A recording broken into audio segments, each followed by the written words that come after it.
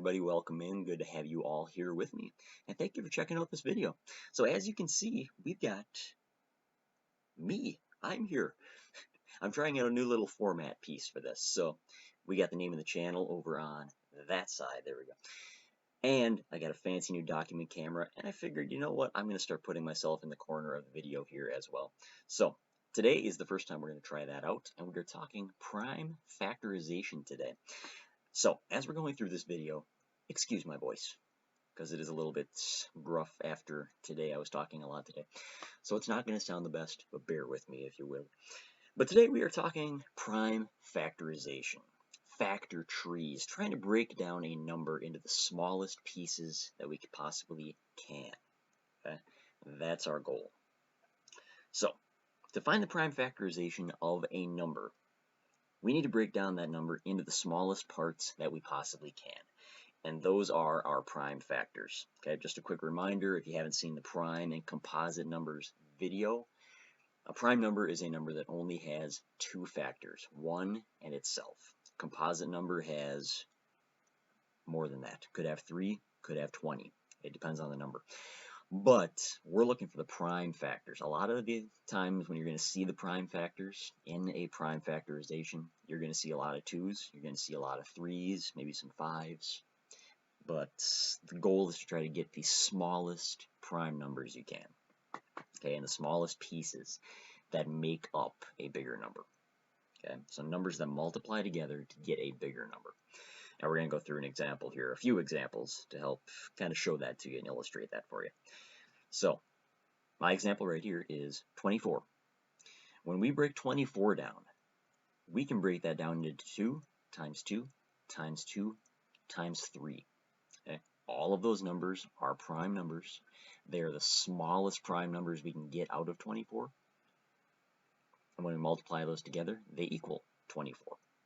Okay? That's our goal.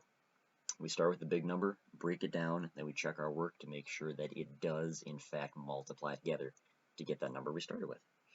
Okay? And then the other way that we're going to write it is right here as well. Okay? This right here is not wrong, but this is much cleaner. We want it to be as clean as possible. Okay? In math, we want things to look as simple and as clean as we possibly can. Like I always say, we want the warm fuzzies. Okay? This is much warmer and fuzzier than what this is. Okay, this is more of a mess. We don't want this. We want to try to keep with that. And we'll show you how that works as we go on. So how do we get that fancy number sentence right up there? Okay, either one of these.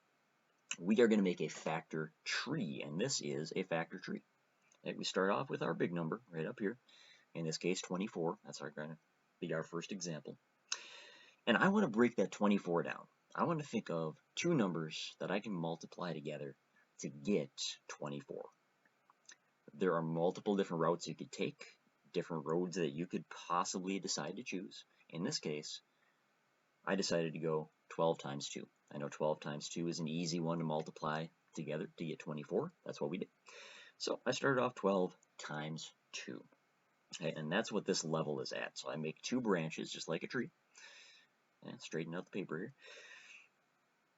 And those are my first two branches, a 12 and a 2. 12 times 2 is 24. Okay, I wrote that out over here as well. Now, because 2 is a prime number, I'm going to mark that in some way. I'm either going to circle, I'm going to put a box around it. It was easier to put a box around it on the computer when I was making this worksheet. But you can circle it. Just make sure that you mark it in some way to know that this branch right here has a prime number at the end of it. We are done with that branch. Not going to do anything else with that branch. Okay. So then we can go over to this 12 right here.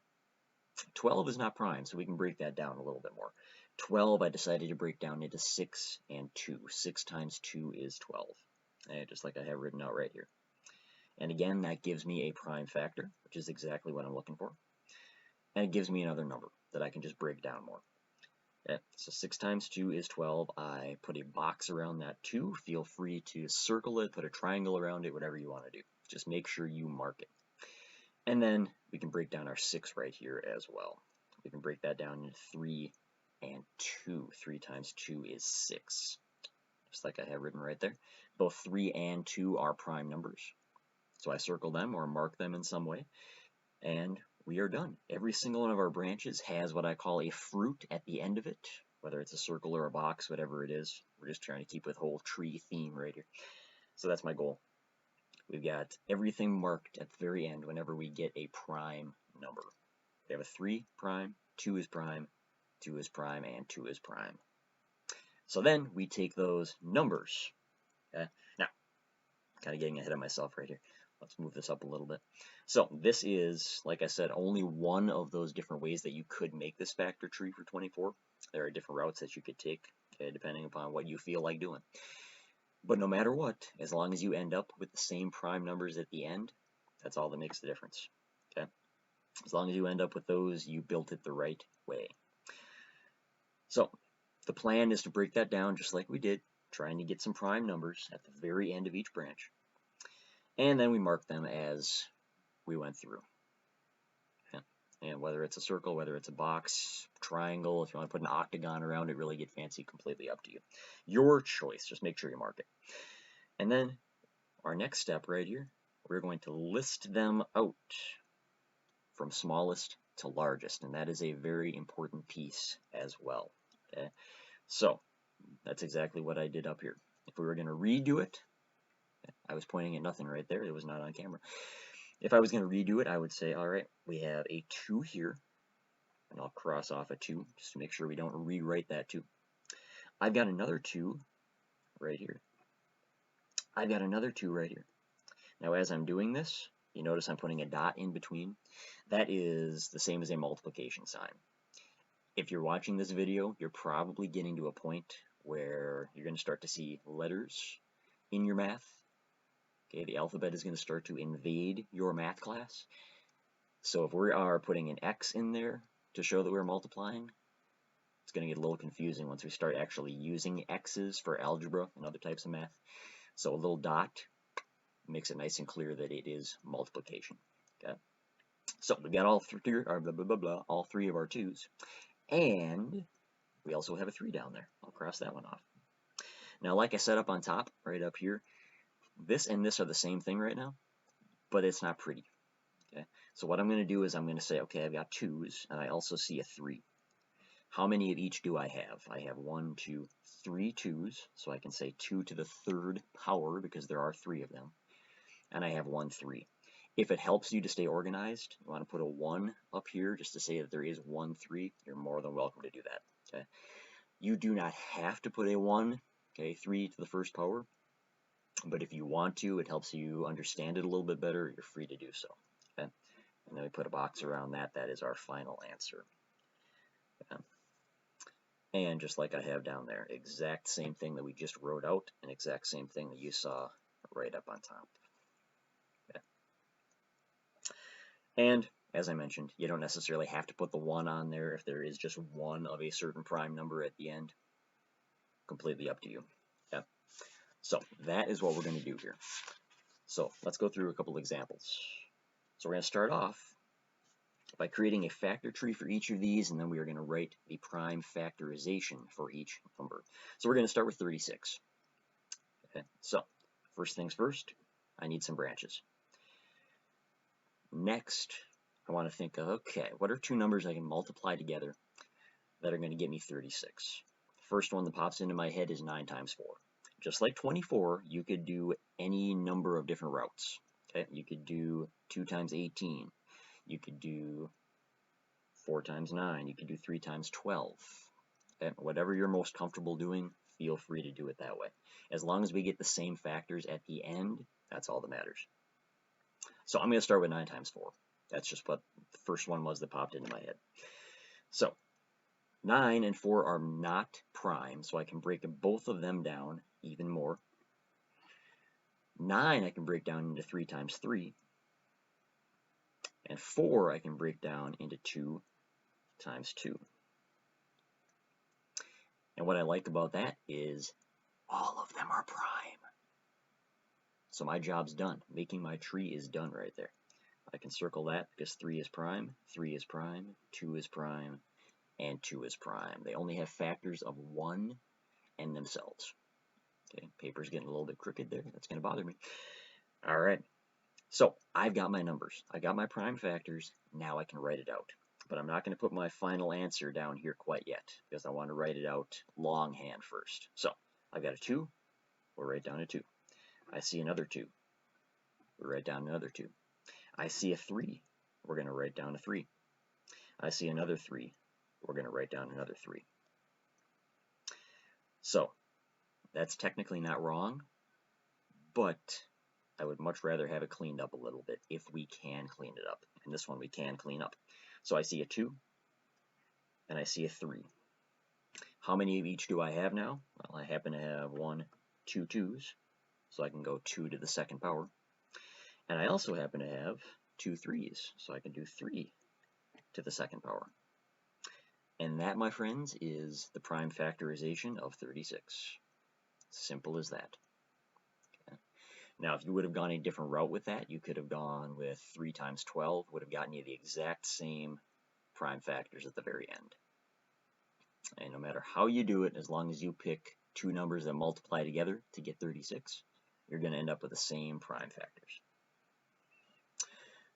Next up, we have 40. So we're going to take a look at 40 here. Same thing. We're going to start with our branches. And first one that pops into my head is 4 times 10, I think. Again, there's different routes you could do. 2 times 20, 8 times 5. I'm just going to do 4 times 10 because that is the first one that popped into my brain. Right off the bat, neither one of those are prime, so I can break them down more. Well, let's do that. 4 I can break down into 2 and 2. Both of those are prime. And 10 I can break down into 5 and 2. Both of those are prime. Now that means that I'm done. I don't have to make any more things. I've got fruit at each end of each branch. So my job is done in terms of making the tree. Now I have to take some time and write this out. So I'm going to go with a 2 because I see a 2. I see another 2. And again, we're writing these least to greatest so that we have some kind of order and organization here. And I see another 2. No more 2s, but I do see a 5, so I'll write that one right there. 2 times 2 times 2 times 5. Just like before, I want to be able to fix this. Okay? I don't want it to be that too messy looking. I want it to be warm, fuzzy, and clean, like a freshly shampooed labradoodle. That's my goal. So I've got 3 2s. First off, I have a 2 and a 5. How many 2s do I have? 1, 2, 3. And I have a 5 as well. If you want to put a 1 up here, you can. I'll put it there just for illustration purposes, but you don't have to. You can, but it's not mandatory. And that's it. 2 to the third times 5, or 5 to the first. That's your prime factorization of 40, with a factor tree and all. Beautiful. All right. I've got 2 more examples for you, and they're going to be on the bigger side of things. So we're going to start off with this one right here, 120. Now, if you would like to work this on your own, I highly recommend it. These next 2, if you want to pause and do these 2 on your own, work them on a whiteboard or a sheet of paper that you have, feel free to do so. Now is a good time to pause and work this on your own. Otherwise, let's take a look at them and see what we come up with. I'm going to do these 2 relatively quickly. So we have 120. Once again, I need 2 branches to start my tree. And first ones that are popping into my head, I'm just going to do 12 and 10. I know 12 times 10 is 120. Neither one of those are prime though, so I can break them down a little bit more. Let's start with 10. I know I can get 2 prime numbers out of that. Let's do 2 times 5. Right off the bat, those are done. I've got 2 times 10. I don't know what I'm talking about there. Forget I said anything. 12. I can break down into, let's do 2 and 6. That's going to give me a prime number right there, which leaves me with only 6. And I know that's not prime. I can break that down more. Let's go 2 and 3. And that one's done. All right, so now we need to write these out from least to greatest. Now this time we have more than just the two numbers, the two different numbers. We have three of them we have to consider. So let's start writing those out. I have a 2, cross that off. I have a 2, cross that off. I have another 2, cross that off. I have a 3, that's my next biggest number. And I have a 5, that's my last remaining number. Now to clean that up a little bit, I see a 2, I see a 3, and I see a 5. How many 2's do I have? 1, 2, 3 of them. I only have 1 3, and I only have 1 5. In this case, I'm not going to bother putting a 1 on there. It just is what it is. Okay, I've got 1 3 and I've got 1 5. If you want to put your 1's up there, feel free to do so. So the prime factorization of 120 is 2 to the third times 3 times 5. And if you decide you want to do those, just check your answers. Feel free to do so. You can do that. Okay. All right. Feeling pretty good here. Feeling pretty good. We got one more to go. Now this one's going to look very, very similar because 120 and 240 are just one number away by multiplication. Okay, 120 is half of 240. Okay, so your answers are probably going to look fairly similar to this one. But we're going to do our work. We're going to show our work here. We have 240. I'm going to do 24 times 10. That's going to give me to 240. Just like the other one, I'm going to break this down into 2 and 5. So my 10 branch is completely finished. And then I'm going to break this one down. And over here, I'm going to do 6 times 4. Again, you could go different routes. Okay? As long as your numbers multiply together to get 24, you can pick whichever numbers you want to do. Except for 24 times 1. Do not do any number times 1. That's just wasting your time. It's wasting branches. We don't want that. Okay, so anything except 24 and 1, or just 1 and whatever the number is. Okay. So we have 6 and 4, no primes. Let's keep going. I can break 4 down into 2 times 2. That's good stuff. And I can break 6 down into 2 times 3. And now I've got a fruit at the end of each branch. We are done. That's good stuff. Done with our tree, that is. So let's write it out now. Once again, I'm going to just list them out, okay, from least to greatest. So I've got a 2, cross that off. I've got another 2, cross that off. I got another 2, we'll cross that off. And I've got another 2, we'll cross that off. I've got a 3, we'll cross that off. And I've got a 5, we'll cross that off. And we'll write all of that out right there. So I've got 2 times 2 times 2 times 2 times 3 times 5. That's a lot of stuff. We're going to simplify that. I see a 2, I see a 3, and I see a 5. How many of each do I have? 1, 2, 3, 4 2's. 1 3 and 1 5. That's our prime factorization of 240. 2 to the 4th times 3 times 5. Like I said, it was going to look very, very similar to the one up here because 240 is just twice 120. 2 times 120, so we're just going to add another 2 into our prime factorization for 240. Hopefully that's making sense. So those are the examples that we're going to go through here. So to wrap things up, just a quick review. The prime factorization, the purpose of this is to try to break a number down into the least that we can possibly break it down, the smallest prime factors we can find. If you noticed, a lot of these numbers that we did come across were 2's and 3's. We had a few 5's in there. Eventually you're going to come across problems that might have a 7, you might have an 11, you might have any other kind of prime numbers. Okay, it does not have to be small as long as it's prime. That's the important thing. This is important because once we start talking about greatest common factor and least common multiple, these numbers are going to become very, very, very important. Okay? There is a reason we're doing this. We're not just doing it because it's fun, even though it is. This is fun. I do this for fun. Maybe you want to too. It's a good source of entertainment. There actually is a purpose behind this other than entertainment. Okay, so keep that in mind. But that is where we are going to wrap things up on this one. Thank you for watching. If you did enjoy this video, do drop a like on there, let me know. And if you want to see more of these videos in the future, I have taken a little bit of a break. I've been kind of busy over the last handful of months since I last uploaded.